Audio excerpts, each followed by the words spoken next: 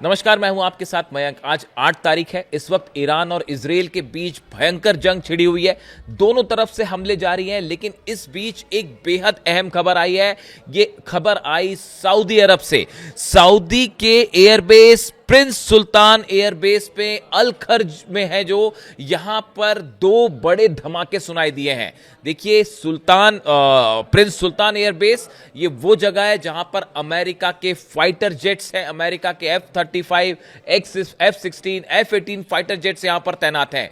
इस एयरबेस के करीब दो बड़े धमाकों की आवाज सुनाई दी, जिसके बाद यह खबरें फैलने लगी कि सऊदी अरब के एयरबेस पर हमला किया गया है। लेकिन इसके फौरन बाद ईरान की तरफ से यह बयान जारी किया गया है कि ये हमले हमने नहीं किए हैं। अब जिसके बाद ये रहस्य गहरा गया है कि आखिर सऊदी के प्रिंस सुल्तान एयरबेस पर हमला कैसे हुआ, यहां पर धमाके कैसे हुए।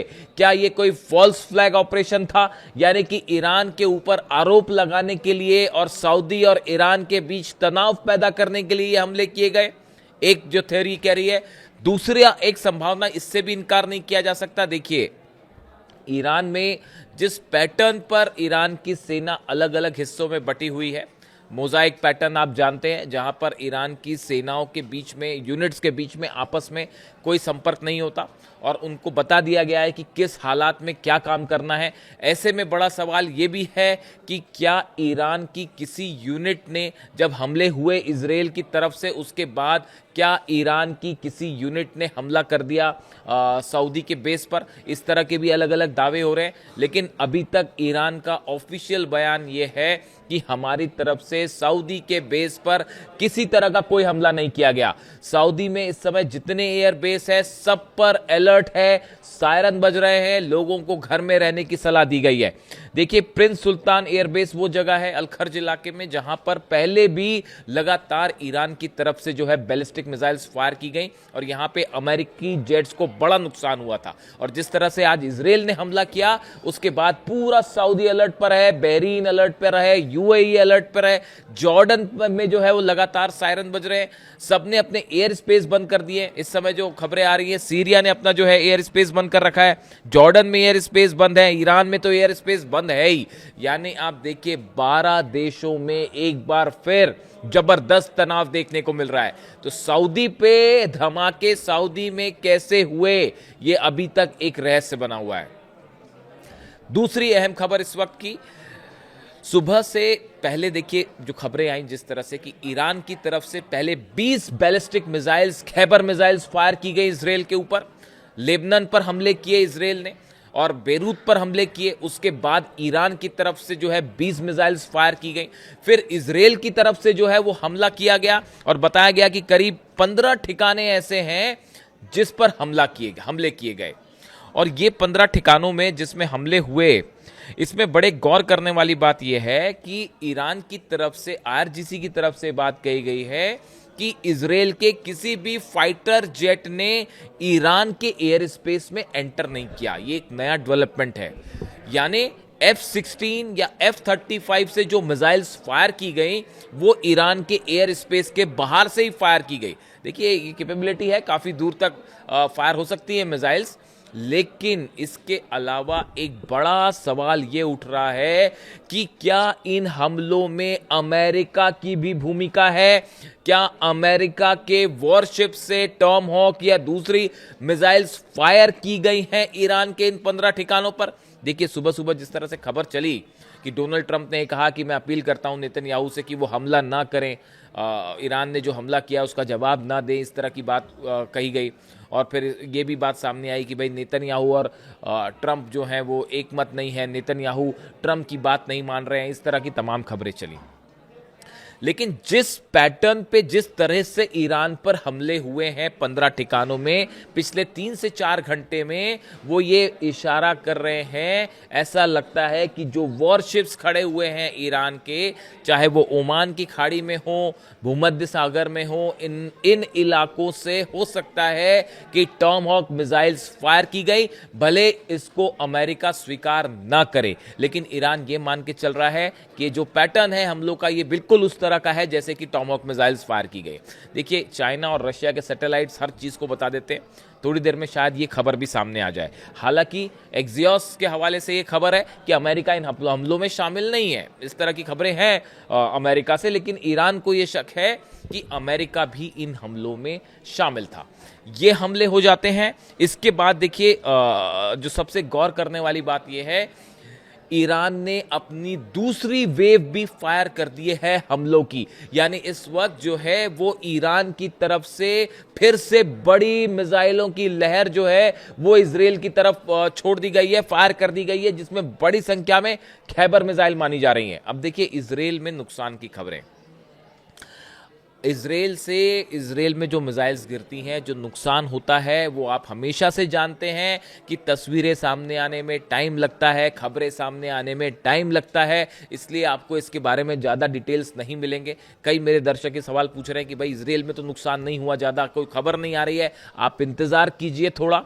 मैंने पहले भी इस तरह के दावे किए थे और वो सब के सब सच साबित हुए। और अब जो इंटरनल खबरें हैं इजराइल से, जो अभी अपेरेंटली सामने नहीं है, उनके मुताबिक नेवातिम एयरबेस इजराइल का, उसके ऊपर मिसाइल गिरी है। नेवातिम एयरबेस इसलिए इंपॉर्टेंट है, ये इजराइल के बीर शेबा के पास नेगेव रेगिस्तान में है और यहां पर तमाम अमेरिका के फाइटर जेट्स भी मौजूद होते हैं। F-35 F-16 सब यहां मौजूद होते हैं। तो नेवातिम एयरबेस जो है, इसके ऊपर हमला हुआ है। तेलनॉफ एयरबेस है, ये भी इजराइल का बेहद अहम एयरबेस है। ये रोहवोत इलाके में, शहर में है, मध्य इजराइल में। और बताया जा रहा है कि यहाँ पे सबसे पुराने एयरबेस में से एक है और यहाँ पे लड़ाकू विमान है, हेलीकॉप्टर्स हैं, रडार सिस्टम यहाँ पर लगे हुए हैं तमाम। तो तेलनॉफ एयरबेस के ऊपर भी खैबर मिसाइल गिरी है।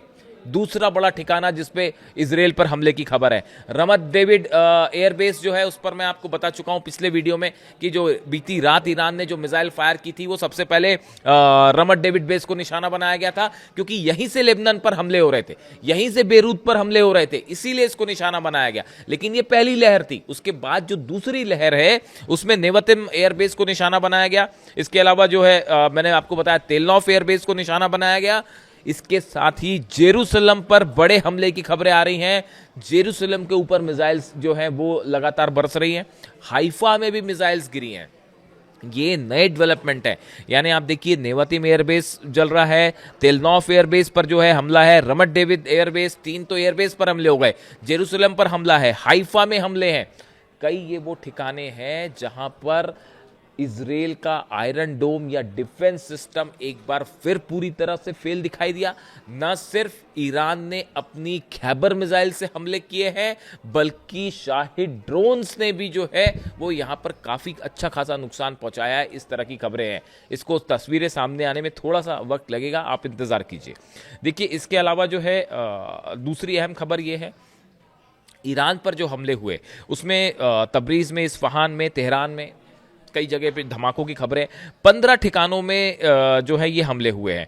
लेकिन इसमें गौर करने वाली बात यह है कि इन सभी हमलों के बाद ये माना जा रहा था कि ईरान जो है वो कई अरब देशों पर हमला कर सकता है, इस तरह का अंदेशा था और सब पे अलर्ट भी है, सब अरब देशों में। लेकिन फिलहाल जो ईरान का एक्शन है, ईरान के विदेश मंत्री ने, मैं आपको बता चुका हूं कि करीब 10 से 12 देशों के विदेश मंत्रियों से बात की है और सबको ये बात बताई गई है कि हमारा इजराइल पर निशाने का मकसद है लेबनान पर जिस तरह से हमले हुए, बेरूत पर जिस तरह से हमले हो रहे हैं, और ये अप्रैल में जो सीज फायर हुआ था उसमें तय हुआ था कि लेबनान पर किसी तरह का हमला नहीं होगा।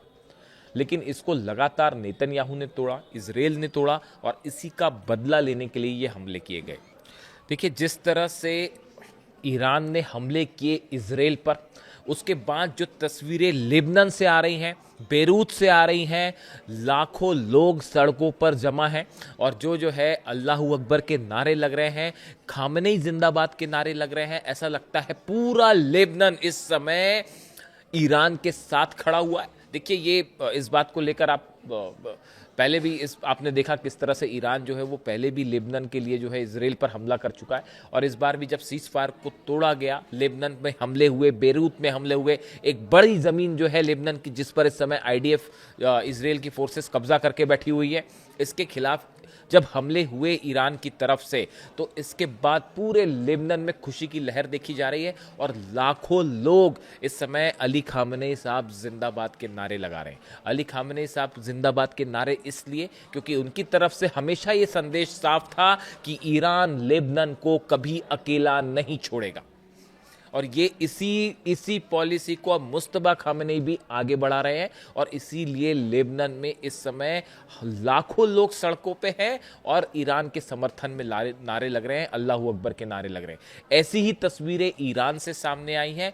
ईरान में करोड़ों लोग बीती रात से लगातार सड़कों पे हैं। उन्हें कोई परवाह नहीं कि अमेरिका की मिसाइल गिरेगी या नहीं गिरेगी, उन्हें इस बात की कोई चिंता नहीं है कि इजराइल की तरफ से हमले होंगे या नहीं होंगे।